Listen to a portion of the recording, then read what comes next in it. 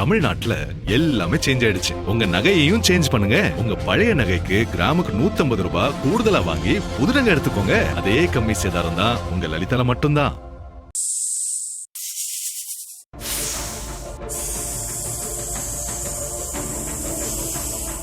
தமிழ்நாட்டில் பாம்பு கடியால் கடந்த 6 மாதங்களில் 7297 பேர் பாதிக்கப்பட்டுள்ளனர்.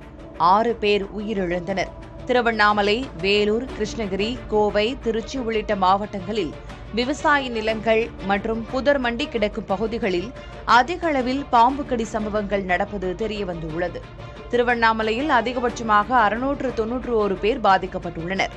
கிருஷ்ணகிரியில் 572 பேரும், விழுப்புரத்தில் 485 பேரும், திருச்சியில் 480 பேரும், கோவையில் 411 பேரும், தருமபுரியில் 361 பேரும் பாதிக்கப்பட்டுள்ளனர்.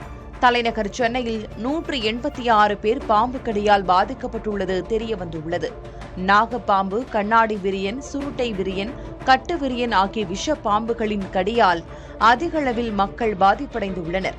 அனைத்து ஆரம்ப சுகாதார நிலையங்களிலும் பாம்பு கடிக்கான மருந்துகள் உள்ளதால் உயிரிழப்புகள் அதிகரிக்காமல் தடுக்கப்படுவதாக பொது சுகாதாரத்துறை அதிகாரிகள் தெரிவித்துள்ளனர்.